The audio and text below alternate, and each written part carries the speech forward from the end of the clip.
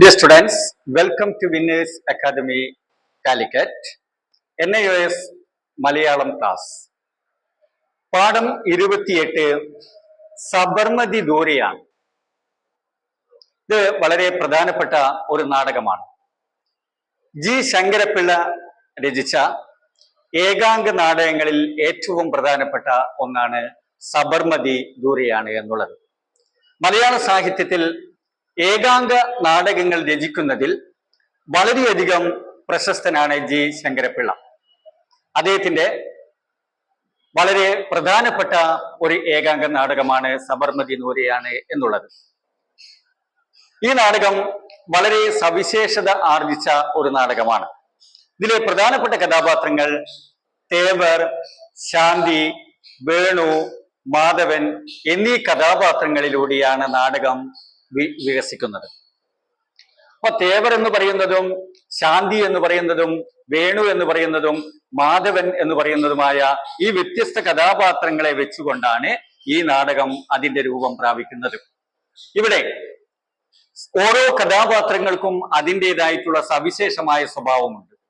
അപ്പൊ നമുക്കറിയാം, ഒരു നാടകത്തിലെ വ്യത്യസ്ത കഥാപാത്രങ്ങൾ ഉണ്ടെങ്കിൽ ആ നാടകത്തിലെ ഓരോ കഥാപാത്രങ്ങളും നമ്മുടെ ജീവിതത്തിലെ പ്രത്യേക സവിശേഷമായ സ്വഭാവവും ജീവിത യാഥാർത്ഥ്യങ്ങളും ജീവിത ആശയങ്ങളും പ്രത്യേക ജീവിതത്തിന്റെ വക്താക്കളുമായിരിക്കും എന്നുള്ളതിൽ സംശയമില്ല. ഇവിടെ ഓരോരുത്തരുടെയും ആശയങ്ങളെയാണ് കഥാപാത്രങ്ങൾ പ്രതിനിധാനം ചെയ്യുന്നത്. തേവർ അടിമത്തം അനുഭവിക്കുന്നു. അപ്പോ അടിമത്തത്തിന്റെ ഏറ്റവും പ്രധാനപ്പെട്ട പ്രതിനിധിയാണ് തേവർ എന്ന് പറയുന്ന കഥാപാത്രം. അടിമത്തം അനുഭവിച്ച് അടിമത്തത്തിലൂടെ ജീവിച്ച് അടിമത്തത്തിൽ ജീവിതം അവസാനിക്കുന്ന തേവർ എന്ന് പറയുന്ന കഥാപാത്രം അത് തലമുറയിലൂടെയും എന്താകണം, നിലനിർത്തിക്കൊണ്ടു പോകണം എന്ന പഴയ തലമുറയുടെ പ്രതിനിധിയായിട്ട് ഇവിടെ ആര് മാറുകയാണ്? തേവർ എന്ന് പറയുന്ന കഥാപാത്രം മാറുന്നു.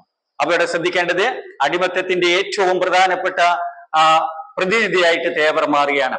അദ്ദേഹം അടിമത്തം അനുഭവിക്കുന്നുണ്ടെങ്കിലും അതിനെ അദ്ദേഹം ഇഷ്ടപ്പെടുന്നുണ്ട്.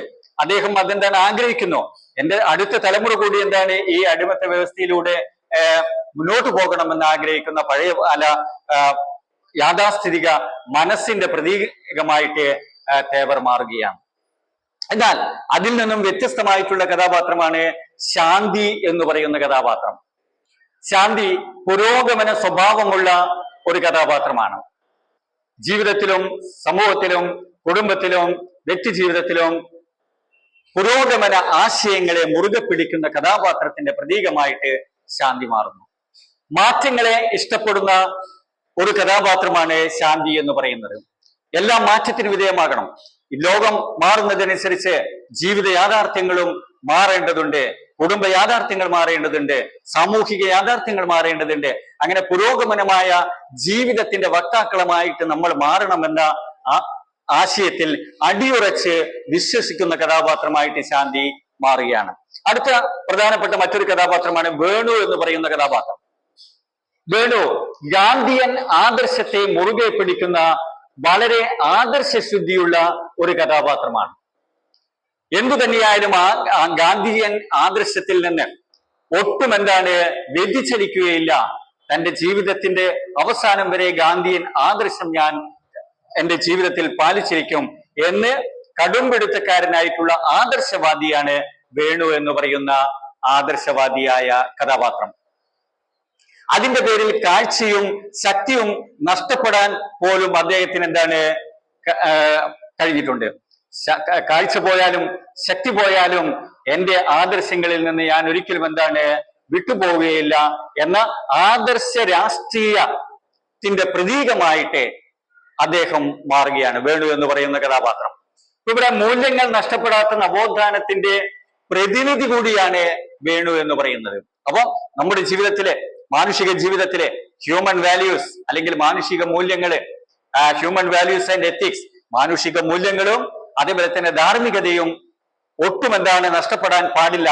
സത്യവും അതേപോലെ തന്നെ അഹിംസയും നീതിയും ശാന്തിയും സമാധാനവും സൗഹാർദ്ദവും എന്നും നിലനിൽക്കണം.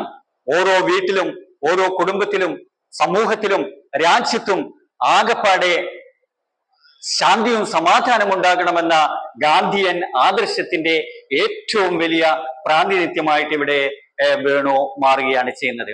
എന്നാൽ അദ്ദേഹത്തിന്റെ കുടുംബത്തിൽ ഈ അടിമത്ത വ്യവസ്ഥയെയോ ഈ മൂല്യങ്ങളെയോ കൃത്യമായ രീതിയിൽ എന്താണ് മുന്നോട്ട് കൊണ്ടുപോകാൻ അദ്ദേഹത്തിന് വളരെയധികം പ്രയാസപ്പെടേണ്ടി വരുന്നു. കാരണം സാമൂഹികമായ അവസ്ഥ അങ്ങനെയാണ് എന്ന് ഇത് നമ്മളെ എന്താക്കുന്നു, സൂചിപ്പിക്കുന്നു.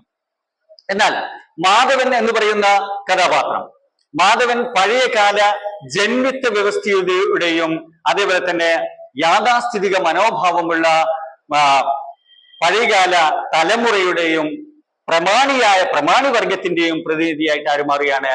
മാധവൻ മാറുന്നു. മാധവൻ പ്രാമാണിക വർഗത്തെ താലോലിക്കുന്ന ഒരു പ്രതീകമായിട്ട് മാറുകയാണ് ചെയ്യുന്നത്.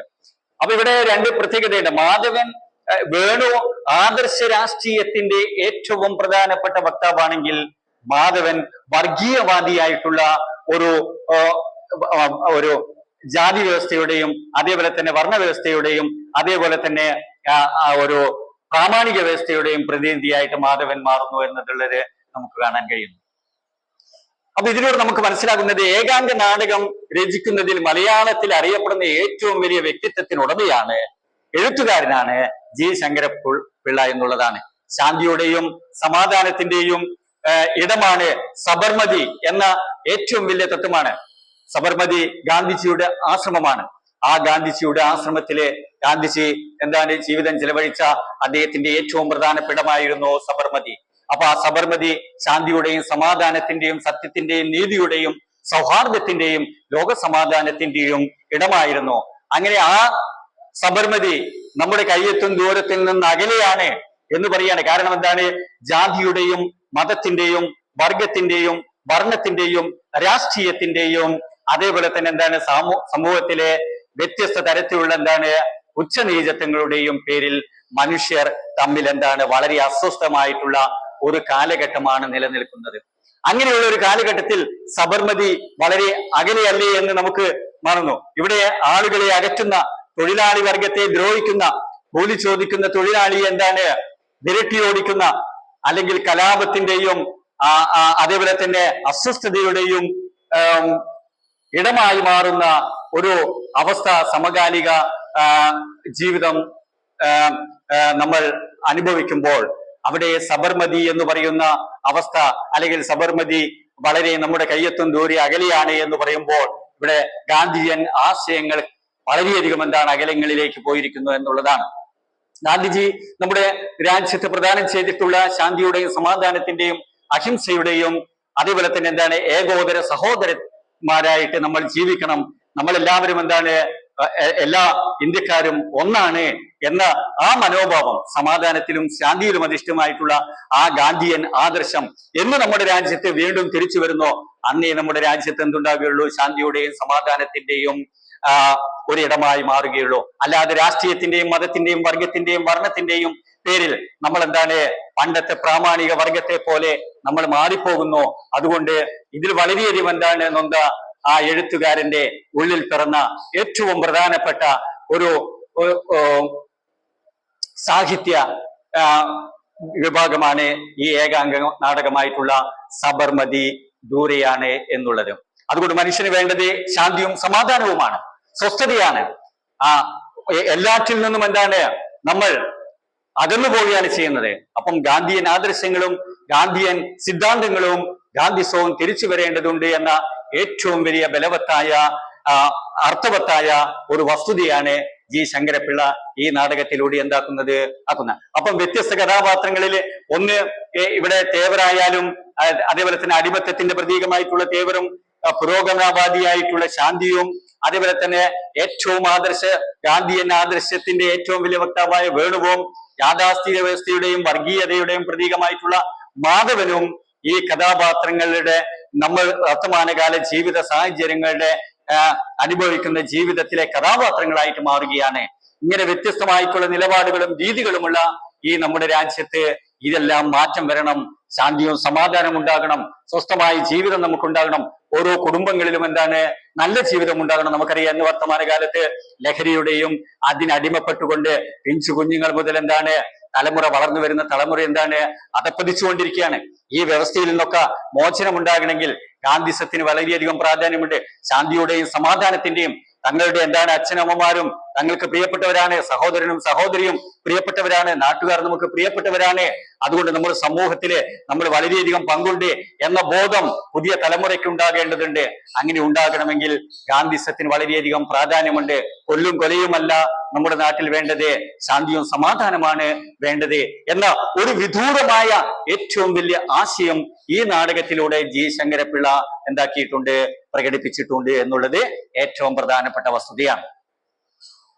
അപ്പൊ ഇത്രയാണ് സബർമതി ദൂരെയാണ് എന്നുള്ള ജി ശങ്കരപ്പിള്ളയുടെ ഏകാംഗ നാടകത്തിന്റെ ഏറ്റവും പ്രധാനപ്പെട്ട രത്നച്ചുരുക്കം.